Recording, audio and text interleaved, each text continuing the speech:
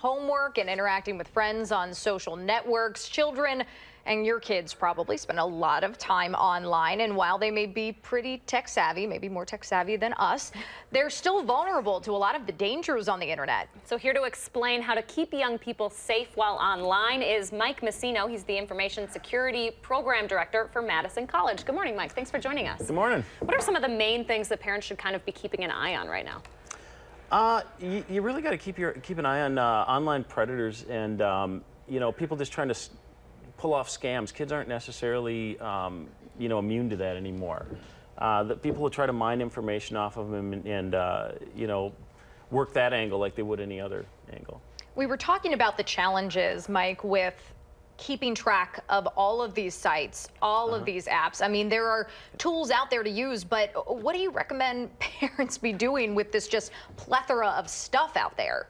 You know, a big thing to do is to try to educate your kids. There's so many on the kind of things that might become an atom with this kind of thing.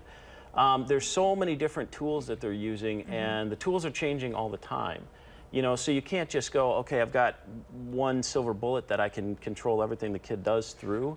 There may be something that will handle one problem, but then, you can't monitor everything. So at some point, you have to educate your kids on how to act online. Well, and not to bring your family into this per se, but you were saying that your wife communicates and participates in these apps with your kids. Oh, absolutely. Yeah. Yep. On Snapchat, she's just a friend on their sites or on their chats, and then she just interacts with them. Not all of them, but at least some. Sure.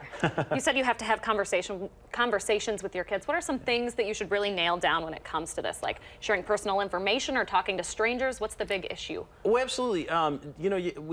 We kind of try to teach our kids, don't give out birthdays, don't give out your address, don't give out your actual name. Put an alias online. It doesn't really matter for the interactions that they're going to be doing in games and things like that, whether or not somebody actually knows who's at the other end.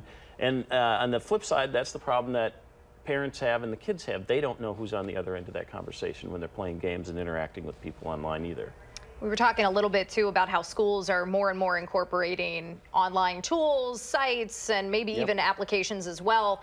We've heard a lot about hackings lately and things like that. So can you just maybe reassure parents about how the schools handle their online information and how that all works? Now, the schools can control things to a lot greater degree than necessarily you can.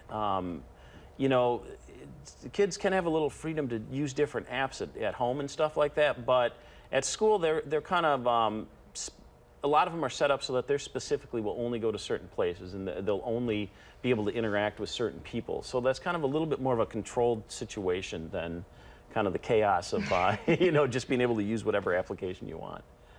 All right. Well, thanks so much for joining us this morning, Mike. Yep, thank you. We appreciate you waking up.